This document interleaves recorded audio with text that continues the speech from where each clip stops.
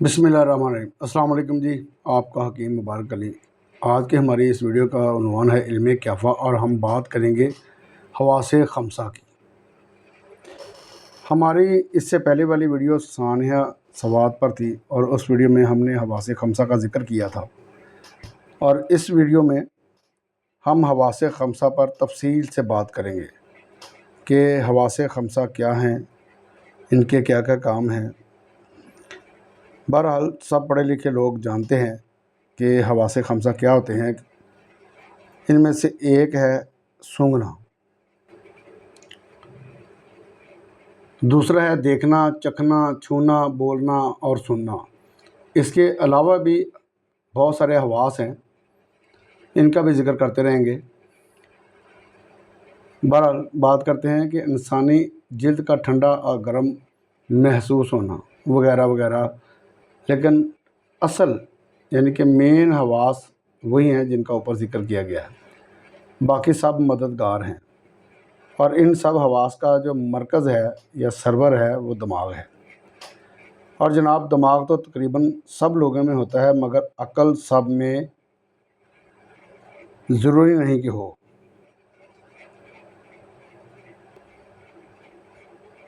हो सकता है कि कुछ लोग मेरी बात से मुतफिक ना हो, मगर मैं अपनी बात को दोबारा दोहराता हूँ कि दिमाग तो तकरीबन सब में होता है, मगर अक्ल सब में हो ये ज़रूरी नहीं।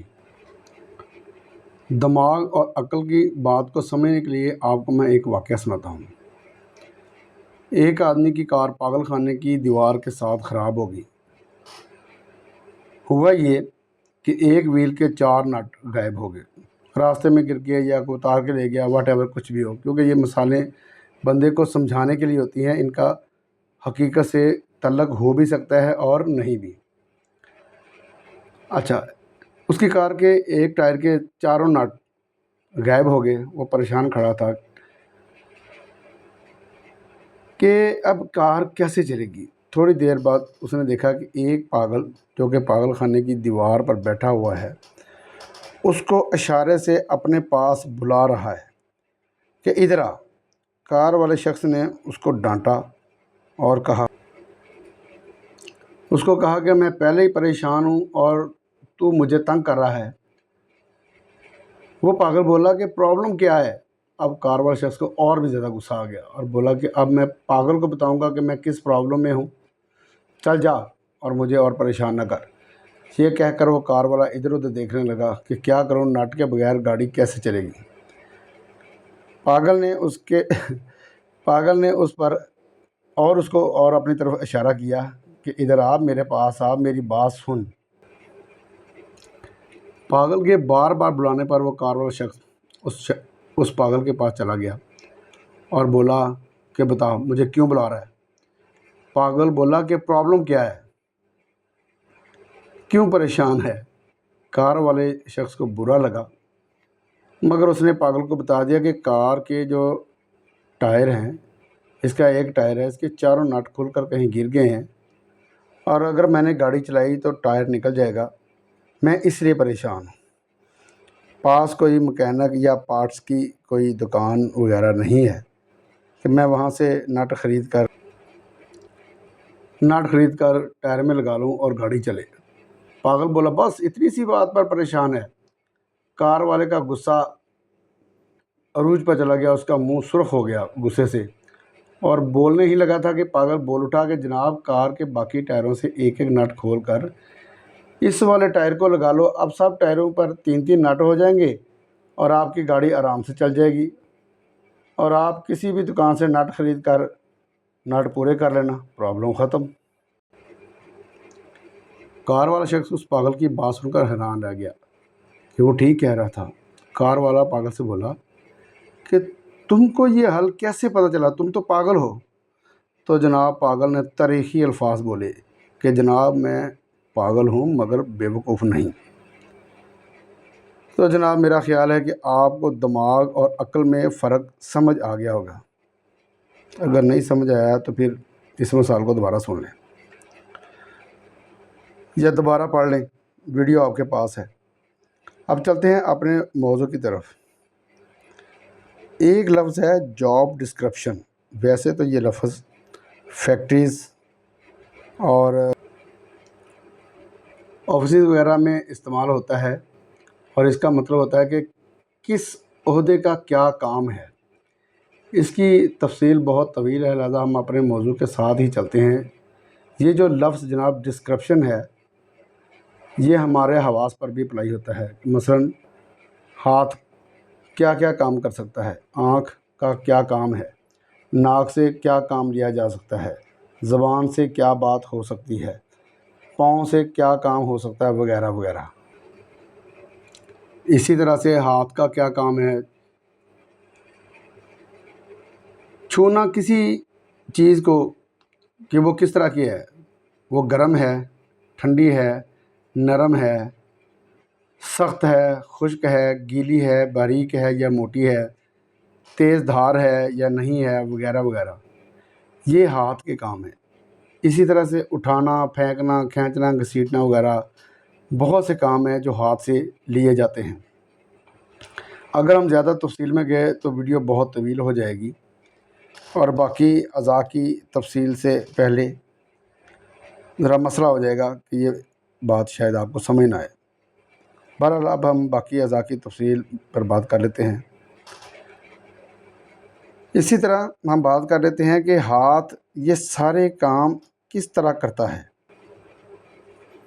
تو جناب علم والے لوگ سارے موجود ہیں دنیا میں، تو آپ سب لوگ کہیں گے کہ دماغ کی مدد سے، آنکھ کی مدد سے، مگر نابینا شخص کی آنکھ اس کی مدد نہیں کر سکتی، صرف دماغ ہی کرتا ہے. آپ چائے پینے لگے ہیں اور کپ کو ہاتھ لگایا تو وہ گرم لگا، ہاتھ فوراً پیچھے ہٹ گیا. کیوں؟ کیونکہ دماغ نے بتا دیا کہ یہ چیز آپ کو جلا سکتی ہے. اب دماغ کو کس نے بتایا؟ دماغ کو بتایا آپ کی تربیت نے. جیسے ابتدا میں ماں بولی کہ اوہ یہ غم ہے، غم. ماں نے گرم کو غم بول دیا. اسی طرح ماں نے کسی چیز کو ہاتھ لگایا اور اپنا ہاتھ فوراً پیچھے کھینچ لیا تاکہ بچے کو پتہ چلے کہ یہ چیز خطرناک ہے. اب ماں کو دیکھ کر بچہ بھی اس گرم چیز کو چھونے کی کوشش کرے گا اور بولے گا غم، اور وقت کے ساتھ ساتھ یہ غم جو ہے وہ گرم میں تبدیل ہو جائے گا. اب آپ کا دماغ جو ہے گرم ٹھنڈی چیزوں کے متعلق جان چکا ہے اور اسی طرح سے وہ سب اعضاء کے کام جان جاتا ہے آہستہ آہستہ وقت کے ساتھ ساتھ. اسی طرح سے آنکھ کیا کرتی ہے، زبان کیا ہے،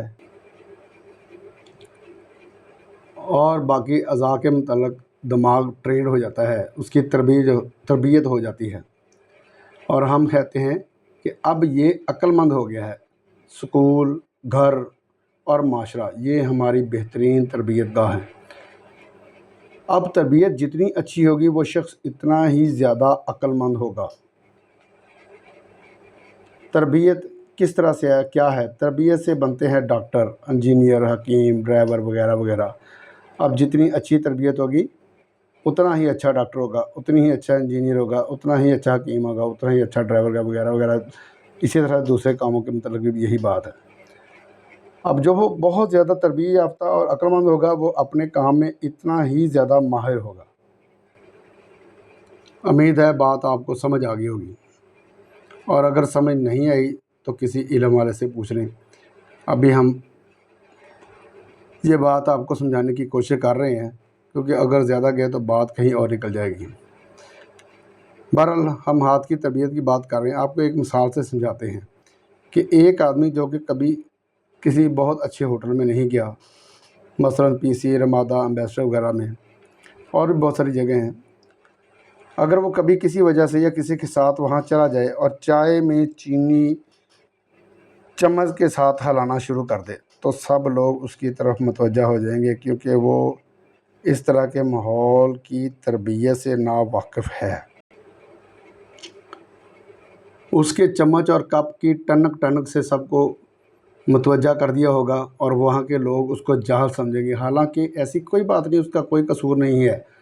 اس کا قصور یہ ہے کہ وہ ہوٹل کے ماحول کے مطابق علم نہیں رکھتا، اس کی تربیت اچھے ہوٹل کے مطابق نہیں ہوئی. مثال کے طور پر اگر کسی اچھے ہوٹل کا ویٹر किसी को पानी देता है तो बायां हाथ अपनी कमर पर रख कर आपके गिलास में पानी डालेगा, और आम शादी हाल में जो आम वेटर होते हैं वो आपके कपड़ों को भी नहला देते हैं गिलास में पानी, तो बात की बात है।